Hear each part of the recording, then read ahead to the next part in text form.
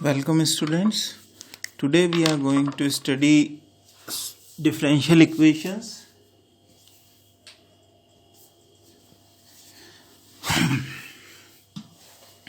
आप सभी लोग इक्वेशंस के नाम से तो परिचित होंगे। इक्वेशंस का मतलब जिसमें एक इक्वल का साइन हो और दो तरफ कुछ वेरिएबल कुछ राशियां होती हैं, वो सारी चीज़ें इक्वेशन कहलाती हैं। इक्वेट होने वाली चीज़ें इक्वेशन कहलाती हैं। ठीक है, हम जब भी इक्वेशन को सॉल्व करते हैं तो हम क्या करते हैं कि हम कुछ वेरिएबल्स उसमें अननोन होते हैं और कुछ कांस्टेंट होते हैं या कुछ वेरिएबल नोन होते हैं, तो उनकी इक्वेशन की मदद से हम उन अननोन चीज़ों को ज्ञात करते हैं। ठीक है, तो यही होता है इक्वेशंस को सॉल्व करने का तरीका कि उसमें जो भी अननोन्स आ रहे हैं उनको ज्ञात करेंगे। अब आज हम जो पढ़ेंगे वो differential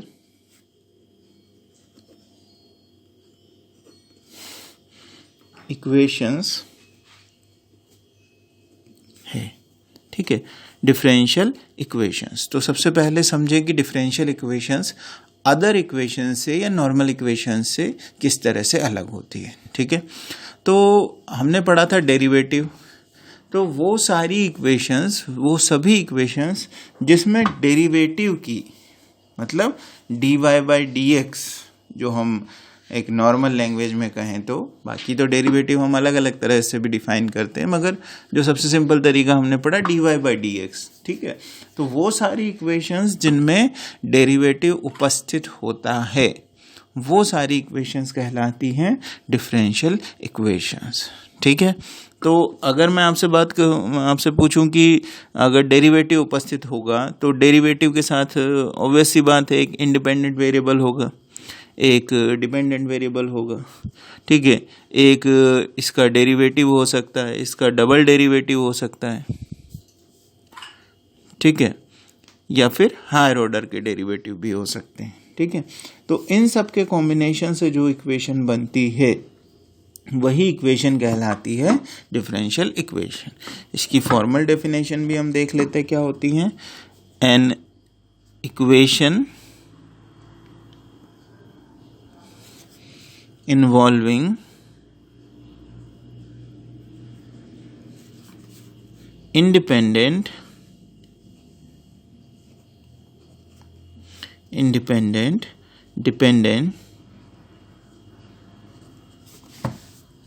variables along with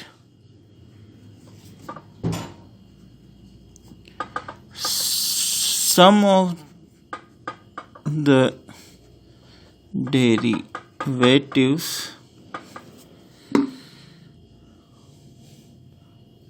of dependent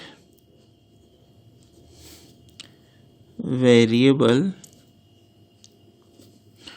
with respect to independent variable। ठीक है, अब ये याद रखिएगा कि हमने x और y कहा, मगर x और y नहीं, मैंने जब आपको डेफिनेशन लिखा है तो इसमें लिखा वेरिएबल्स। ठीक है, डेरिवेटिव्स। ठीक है, तो एक से ज़्यादा इंडिपेंडेंट वेरिएबल भी हो सकते हैं, एक से ज़्यादा डिपेंडेंट वेरिएबल भी हो सकते हैं। ठीक है, अब इसे हम थोड़ा हिंदी में देख लेते हैं क्या होगी डेफिनेशन। तो एक समीकरण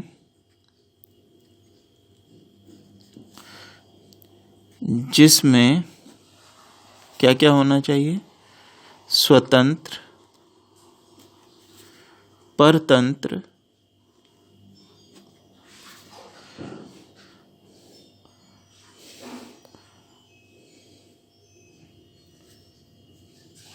चर, परतंत्र को आश्रित भी बोलते हैं। ठीक है, चर तथा एक या अधिक, वन और मोर देन वन, परतंत्र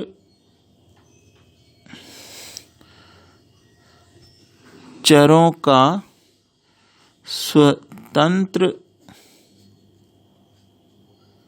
चरों के सापेक्ष अवकलज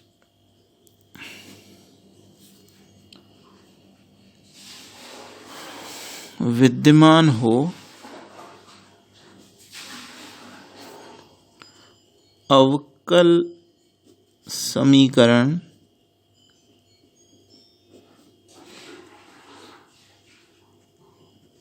कहलाती है। ठीक है, तो एक ऐसी समीकरण जिसमें स्वतंत्र चर हो, परतंत्र चर हो और परतंत्र चर के स्वतंत्र चर के सापेक्ष कुछ अवकलज, एक या एक से ज़्यादा अवकलज हो, वो जो समीकरण होती है वो अवकलन समीकरण कहलाती है। ठीक है, अवकलन समीकरण बहुत महत्वपूर्ण है, इसे बहुत ध्यान से पढ़िएगा। ठीक है, अब देखते हैं हम कि अवकलन समीकरण जो होती है वो कितने तरह की होती है। ठीक है, तो अवकलन समीकरण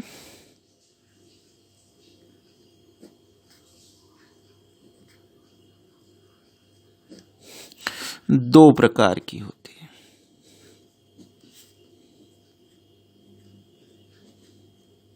ठीक है, दो प्रकार से कौन सी? एक तो होती है ऑर्डिनरी,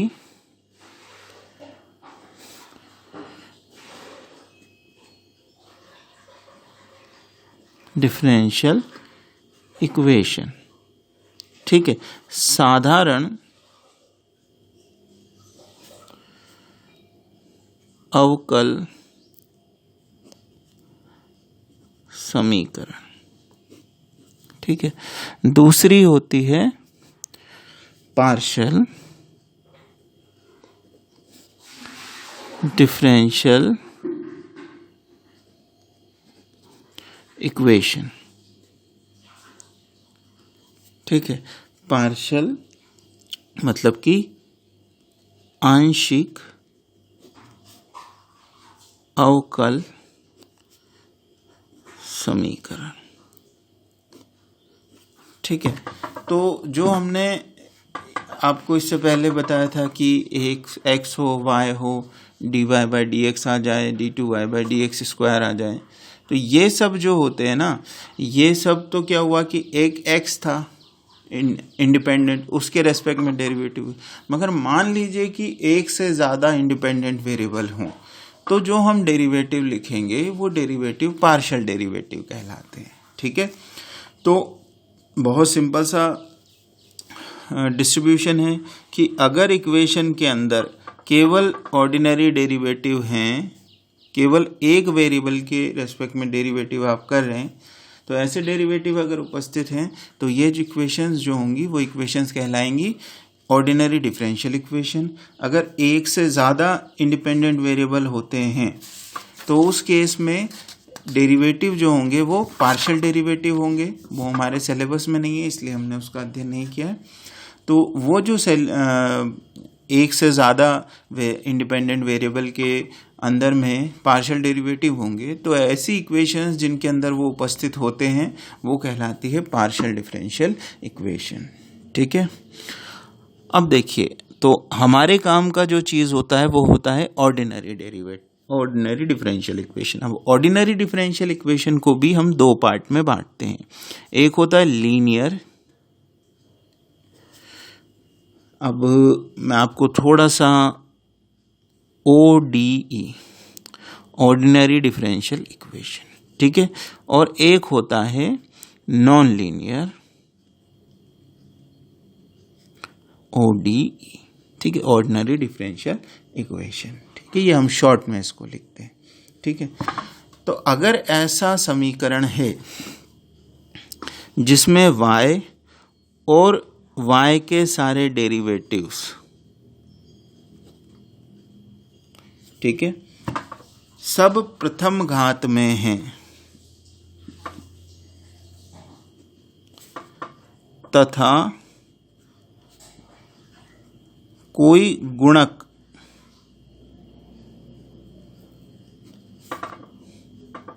आपस में इनका अनुपस्थित है,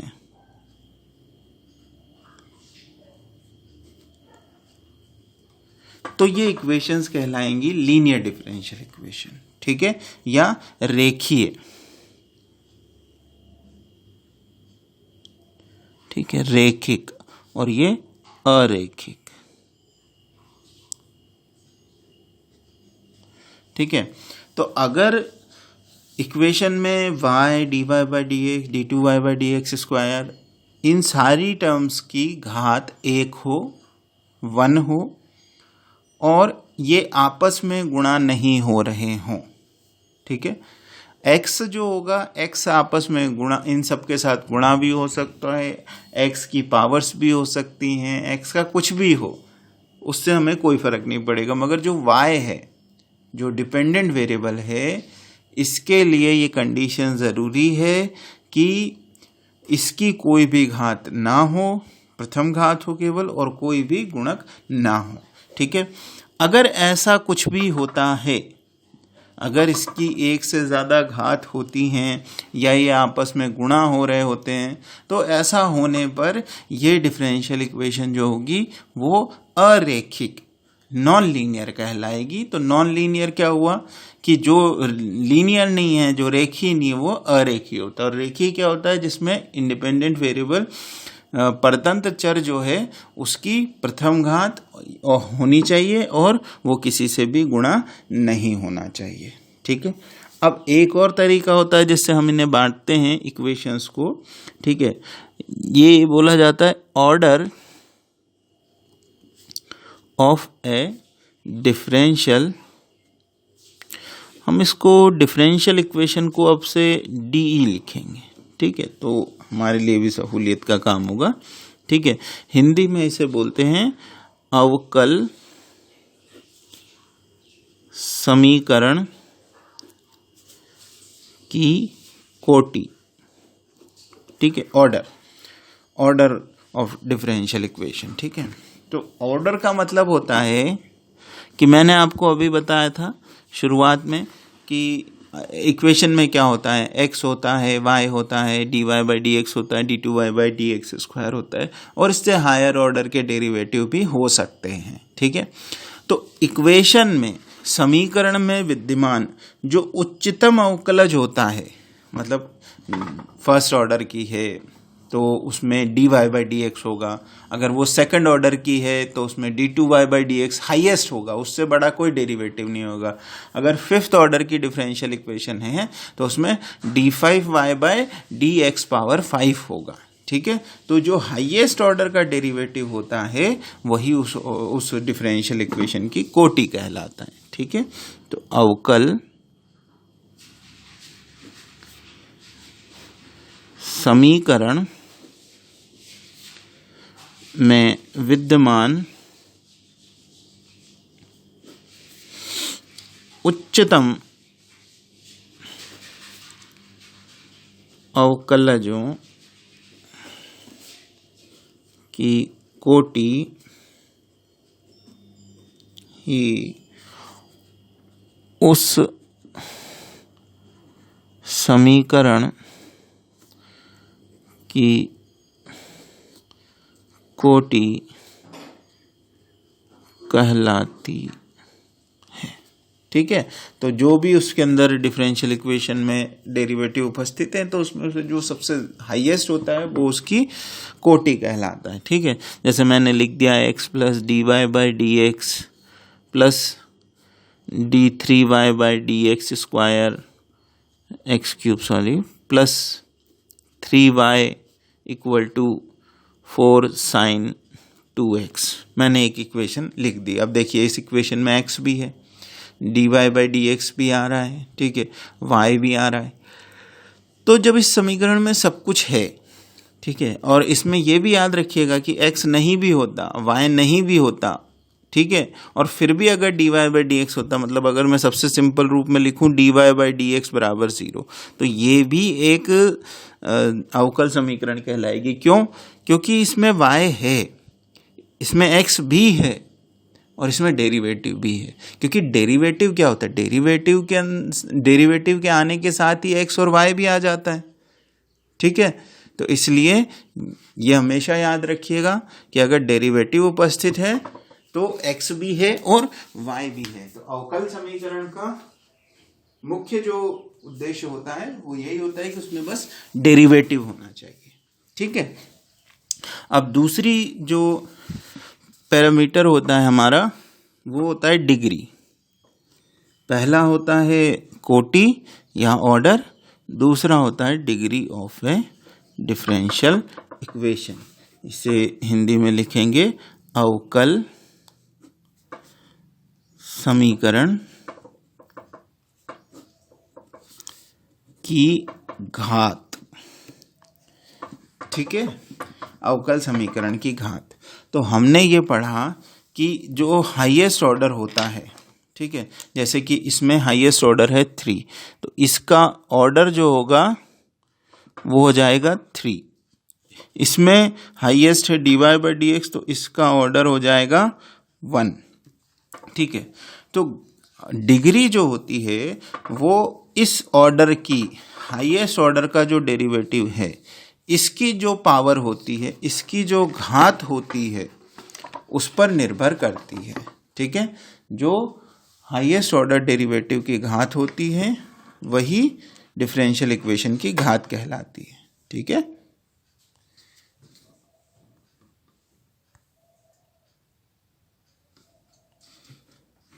ठीक है, अब आपको ज़्यादा अच्छा नज़र आ रहा होगा आई थिंक।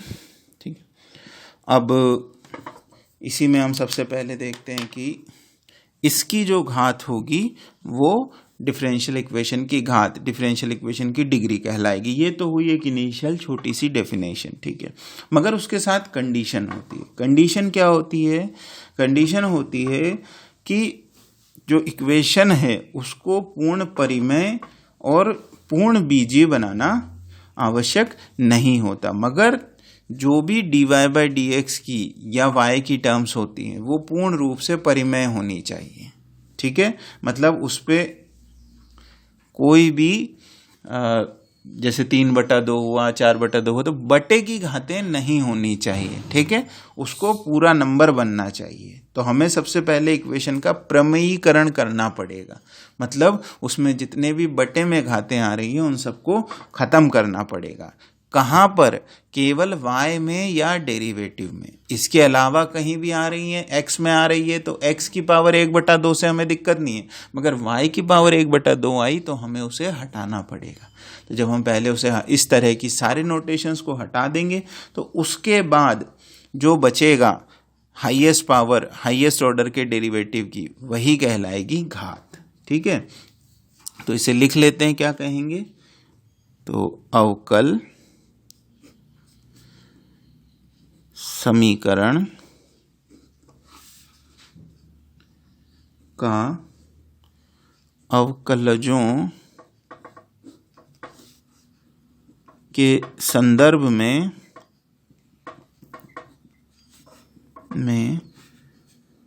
परिमेय एवं पूर्ण बीजीय बनाने के उपरांत उसमें आए उच्चतम कोटि के अवकलज की घात ही समीकरण की घात कहलाती है। ठीक है, तो इसमें एक चीज़ और जो मैं ऐड करना चाहूँगा, यहाँ पे परतंत्र चर भी आएगा।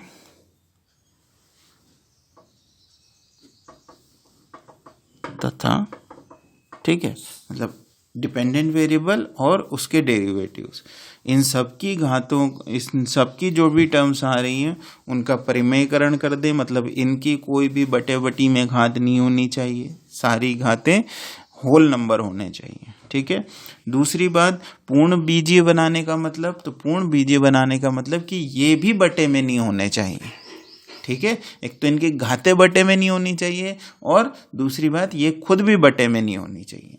तो आप जितनी भी ऐसी चीज़ें आ रही हैं उन सबको हटा दें। हटाने के लिए आप चाहे जैसे 1/2 हो रहा है घात तो आप पूरी इक्वेशन का स्क्वायर कर दीजिए, अगर 1/3 है तो पूरी इक्वेशन का क्यूब कर दीजिए, अगर बटे में आ रहा है तो क्रॉस मल्टीप्लाई कीजिए। किसी भी तरह से आपको उस डिफरेंशियल इक्वेशन को एक पूर्ण परिमेय और पूर्ण बीजीय बनाना है with respect to independent variable, sorry with respect to dependent variable and its derivative, ठीक है। तो उसके बाद आपको जो भी मिले वो आप फाइंड आउट करेंगे। अच्छा, अब जैसे हम एग्जांपल के लिए लेते हैं, सपोज कीजिए हमारे पास एक इक्वेशन है dy/dx whole square plus y dy/dx minus 3x equals to 0, ठीक है। तो अब इसकी कोटि क्या है सबसे पहले ये बताइए। तो इसकी कोटि होगी 1, क्योंकि इसमें dy/dx ही हाईएस्ट, ठीक है। अब dy/dx में हाईएस्ट पावर किसके पास है, तो इसके पास है, ठीक है। तो इसकी जो घात होगी वो हो जाएगी 2। तो इसके लिए हम लिख लेते हैं कि इसकी कोटि जो होगी, तो इसकी कोटि हो गई कितनी, 1, क्योंकि इसमें dy/dx है, और इसकी घात 2, क्योंकि इसमें इसकी हाईएस्ट पावर 2 हो रही है, ठीक है। इसकी तरह से एक और एग्जांपल लेते हैं। अगर हम लिखें d2y/dx square plus 1 plus d3y/dx cube का पावर 1/3 इक्वल्स टू 0। अब मैंने ये लिखा।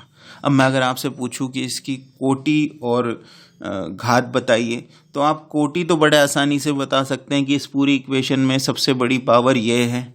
तो जब सबसे बड़ी पावर ये है तो इसकी जो ऑर्डर होगा, इसकी जो कोटि होगी वही इक्वेशन की कोटि होगी। तो इसका कोटि ऑब्वियसली 3 है, ये थर्ड ऑर्डर का डेरिवेटिव है, तो ये इक्वेशन भी थर्ड ऑर्डर की डिफरेंशियल इक्वेशन कहलाएगी।